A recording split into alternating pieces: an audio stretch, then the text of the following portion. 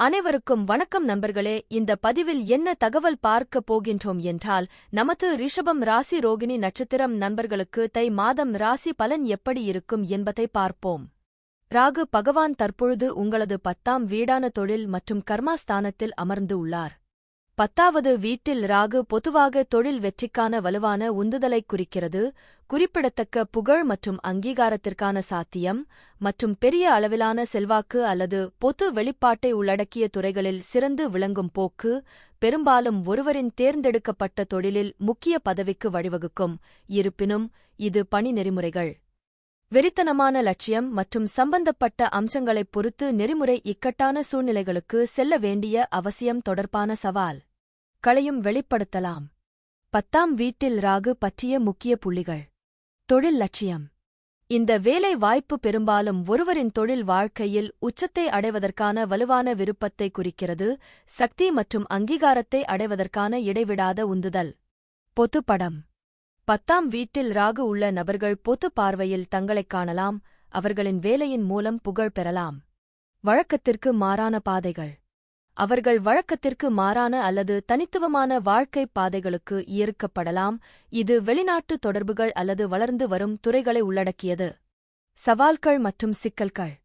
வெற்றிக்கான சாத்தியம் அதிகமாக இருந்தாலும் ராகுவின் செல்வாக்கு அதிக லட்சியம், வேலை தொடர்பான மன அழுத்தம் மற்றும் இலக்குகளைப் பின்தொடர்வதில் சாத்தியமான நெறிமுறை சங்கடங்களுக்கு வழிவகுக்கும். 10ஆம் வீட்டில் ராகுவுக்கு சாத்தியமான தொழில்துறைகள். ஊடகம் மற்றும் பொழுதுபோக்கு, அரசியல், தொழில்நுட்பம் மற்றும் மென்பொருள் மேம்பாடு, சர்வதேச வணிகம் மற்றும் சமூக செயல்பாடு. தற்பொழுது கேது பகவான் உங்களது 4ஆம் வீடான சுக மற்றும் தயார் வண்டி வாகன ஸ்தானத்தில் அமர்ந்து உள்ளார். 4வது வீட்டில் கேது இடம் பெற்றிருப்பது பொதுவாக வீடு, குடும்பம் மற்றும் தாய் தொடர்பான சாத்தியமான சவால்களைக் குறிக்கிறது.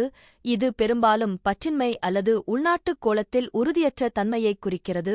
இது அடிக்கடி நகர்வுகள், இறுக்கமான தாய்குழந்தை உறவுகள் அல்லது வலுவான பற்றாக்குறை ஆகியவற்றைக் குறிக்கிறது. ஒருவரின் சொந்த இடத்தில் வேர்கள்.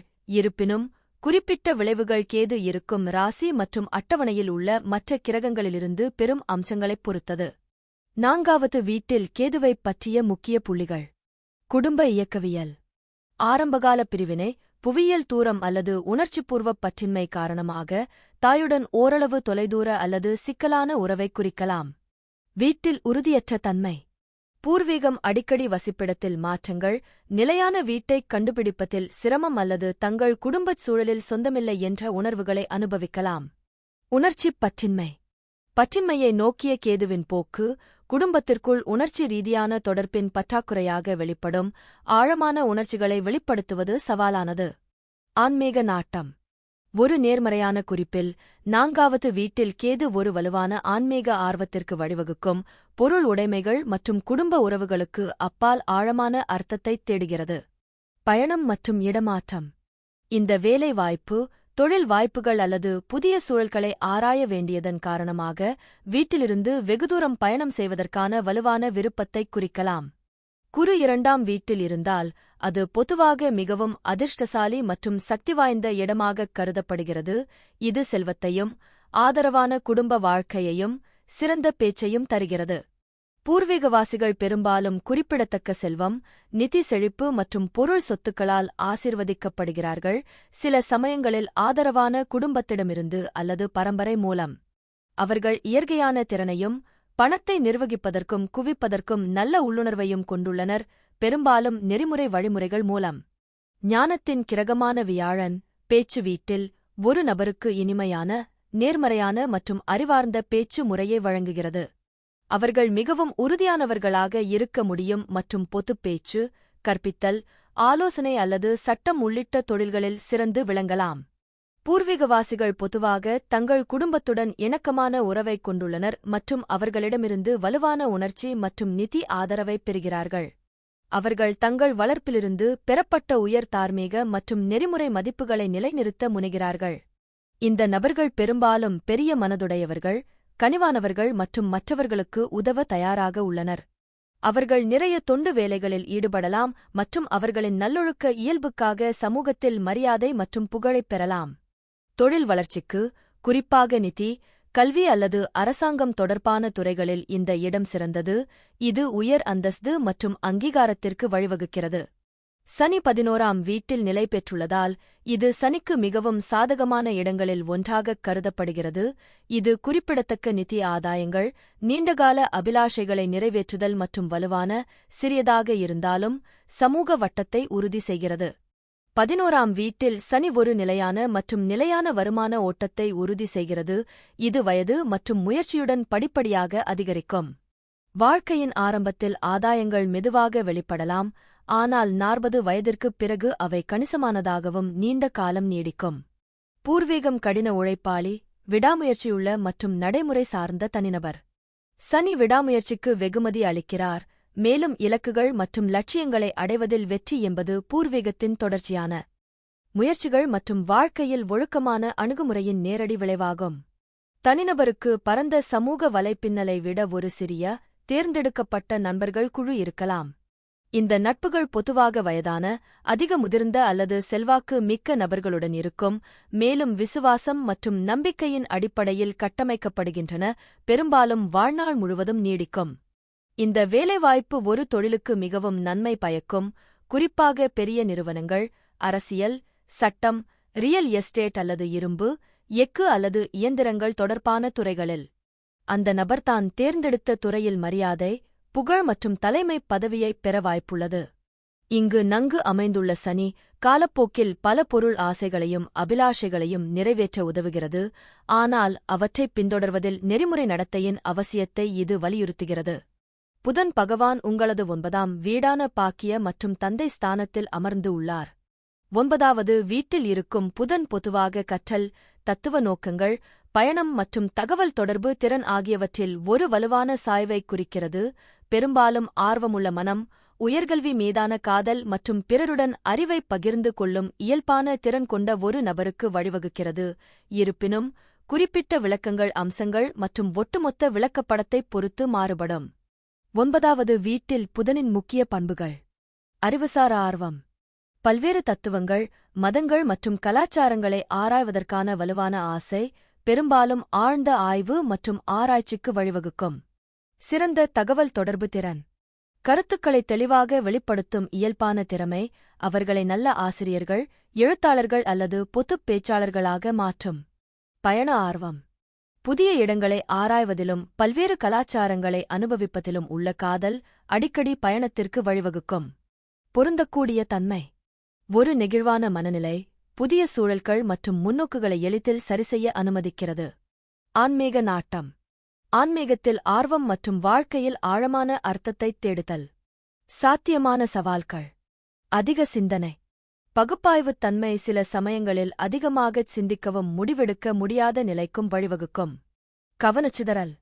பரந்த ஆர்வங்கள் காரணமாக ஒரு தலைப்பிலிருந்து மற்றொரு தலைப்பிற்கு தாவுவதற்கான போக்கு. மேலோட்டமான அறிவு. ஆழமான புரிதல் இல்லாமல் பல்வேறு துறைகளில் மேற்பரப்பு அளவிலான அறிவை மட்டுமே பெறுவது ஆபத்து. 9ஆம் வீட்டில் உள்ள செவ்வாயை, அதிர்ஷ்டம், உயர்கல்வி, தத்துவம் மற்றும் நீண்ட தூரப் பயணம் ஆகியவற்றிற்கான ஒரு ஆற்றல்மிக்க, செயல் சார்ந்த அணுகுமுறையைக் குறிக்கிறது. இது வலுவான நம்பிக்கைகள், நீதிக்கான தேவை, கல்வி, ஆன்மீகத்தில் திடீர் முடிவுகளுக்கான சாத்தியக்கூறு மற்றும் சில சமயங்களில் தந்தை குரு உறவுகளில் மோதல் ஆகியவற்றைக் கொண்டுவருகிறது. ஆனால் உண்மை மற்றும் சாகசத்திற்கான சிறந்த உந்துதலையும் தருகிறது, குறிப்பாக நல்ல நிலையில் இருக்கும்போது. இது தனிப்பட்ட வளர்ச்சியை இயக்குவதற்கான ஒரு சக்திவாய்ந்த இடமாகும், ஆனால் மெதுவான முன்னேற்றத்தில் பொறுமையின்மையைத் தவிர்க்க சமநிலை தேவை. வலுவான, தீவிரமான நம்பிக்கைகள், காரணங்களுக்காகப் போராடுபவர், உண்மை மற்றும் நீதி தேவை. துடிப்பான கற்றல், ஆனால் நீண்ட கால படிப்புகளுக்கு பொறுமையுடன் போராட முடியும், கல்வி தத்துவத்தில் துடிப்பானவர். சாகசக்காரர், ஆய்வு செய்வதை விரும்புபவர், அடிக்கடி அல்லது தீவிர நோக்கங்களுக்காக பயணம் செய்யலாம். தந்தை நபர்கள் அல்லது ஆன்மீக ஆசிரியர்களுடன் மோதல் அல்லது துடிப்பான, உறுதியான உறவுக்கான சாத்தியம். செயல் மற்றும் தைரியம் மூலம் தங்கள் சொந்த அதிர்ஷ்டத்தை உருவாக்க உந்துதல், குறைவான செயலற்ற தன்மை. உயர் அறிவு, நெறிமுறைகள் மற்றும் விரிவாக்கத்தை நோக்கி அதிக ஆற்றல். தற்பொழுது சுக்கிர பகவான் உங்களது 9ஆம் வீடான தந்தை மற்றும் பாக்கிய ஸ்தானத்தில் அமர்ந்து உள்ளார். 9ஆம் வீட்டில் உள்ள சுக்கிரன் இந்த பூர்வீக நபர்களை ஒரு காதலனாக அல்லது வாழ்க்கைத் துணையாகக் காணச் செய்கிறார். அவர் அவர்களின் நல்ல குணங்களை மேம்படுத்துகிறார் மற்றும் அவர்களின் குறைபாடுகளை ஏற்றுக்கொள்கிறார்.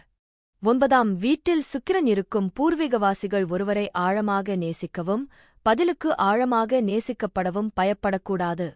அவர்கள் ஒருவருடன் இருந்தால் அவர்கள் தங்கள் வாழ்க்கையை முழுவதுமாக மாற்ற வேண்டும் என்று அர்த்தமல்ல. இந்த பூர்வீகவாசிகள் தாங்கள் செய்து வந்த காரியங்களை தொடர்ந்து செய்யலாம். இந்த பூர்வீகவாசிகள் நீண்ட தூர உறவுகளைப் பேணுவதில் வல்லவர்கள். அவர்கள் சாகச ஆர்வமும் கொண்டவர்கள் மற்றும் உலகின் பல்வேறு பகுதிகளை ஆராய்கின்றனர். இருப்பினும் அவர்கள் தங்கள் சாகச உணர்வை வெகுதூரம் கொண்டு செல்லக்கூடாது. எதிலும் எல்லை மீறிப் போவது நல்லதல்ல. 9வது வீட்டில் சுக்கிரனின் எரிப்பு உங்கள் உண்மையான திறமை மற்றும் திறனைக் கண்டறிய கடினமாக போராடும். நீங்கள் நண்பர்களால் அல்லது உறவில் உங்கள் துணையால் முதுகில் குத்தப்படலாம். உங்கள் அனுபவம் உங்கள் பிணைப்பை தூண்டி கெடுக்கும் என்பதால் நீங்கள் உறவுகளில் நம்பிக்கை சிக்கல்களை சந்திக்க நேரிடலாம். தொழில்முறை அரங்கில் வளர்ச்சி, முன்னேற்றம், வெற்றி மற்றும் நிதி செழிப்பு ஆகியவற்றை அடைய அதிக கவனம் மற்றும் திட்டமிடல் தேவைப்படும். தற்பொழுது சூரிய பகவான் உங்களது 9ஆம் வீடான பாக்கிய மற்றும் தந்தை ஸ்தானத்தில் அமர்ந்து உள்ளார். 9வது வீட்டில் சூரியன் பொதுவாக நேர்மறையான செல்வாக்கைக் குறிக்கிறது. உயர் கற்றல், தத்துவம், நீண்ட தூர பயணம் மற்றும் தனிப்பட்ட நெறிமுறைகள் மற்றும் மதிப்புகளின் வலுவான உணர்வு ஆகியவற்றுடன் வலுவான தொடர்பைக் குறிக்கிறது. இது பெரும்பாலும் அவர்களின் சமூகம் அல்லது துறையில் மரியாதைக்குரிய நபராக நற்பெயருக்கு வழிவகுக்கும். நிபுணத்துவம். இருப்பினும் மற்ற கிரக அம்சங்களைப் பொறுத்து இது தந்தையின் உருவத்துடன் சாத்தியமான சவால்கள் அல்லது முன்னோர்கள் தொடர்பான கர்ம சிக்கல்களையும் குறிக்கலாம். 9வது வீட்டில் சூரியனின் முக்கிய விளக்கங்கள். நோக்கம் மற்றும் பார்வையின் வலுவான உணர்வு. சூரியனின் இயற்கையான தலைமைத்துவ குணங்கள் 9வது வீட்டில் பெருக்கப்படுகின்றன. இது மற்றவர்களுடன் அறிவையும் ஞானத்தையும் பகிர்ந்து கொள்வதற்கான வலுவான விருப்பத்திற்கு வழிவகுக்கும், பெரும்பாலும் கற்பித்தல், எழுதுதல் அல்லது பொதுப்பேச்சு மூலம். பயணம் மற்றும் ஆய்வு மீதான காதல். இந்த இடம் பல்வேறு கலாச்சாரங்கள் மற்றும் தத்துவங்களில் வலுவான ஆர்வத்தைக் குறிக்கும். இது விரிவான பயணத்திற்கும் ஒருவரின் எல்லைகளை விரிவுபடுத்தும் விருப்பத்திற்கும் வழிவகுக்கும். நெறிமுறைகள் மற்றும் தார்மீகத்தின் மீது உயர்ந்த மரியாதை. 9வது வீட்டில் சூரியனின் செல்வாக்கு ஒரு வலுவான நெறிமுறைக் குறியீட்டையும் சரியானதைச் செய்வதற்கான அர்ப்பணிப்பையும் வளர்க்கும். கல்வி வெற்றிக்கான சாத்தியம். இந்த வேலை வாய்ப்பு உள்ள நபர்கள் உயர் கல்வியில், குறிப்பாக தத்துவம், மதம் அல்லது ஆன்மீகம் தொடர்பான துறைகளில் சிறந்து விளங்கலாம். தந்தை உருவத்துடன் உறவு.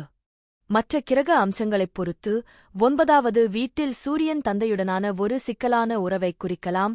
இது ஒரு வலுவான தந்தை உருவத்தை அல்லது தந்தை குழந்தை இயக்கத்தில் உள்ள சவால்களைக் குறிக்கும்.